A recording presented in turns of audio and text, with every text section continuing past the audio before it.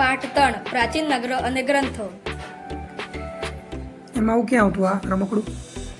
આ હડપ્પા સભ્યતાના લોકો હા તેમના છોકરા માટે આવા રમકડા માટીને બનાવતા.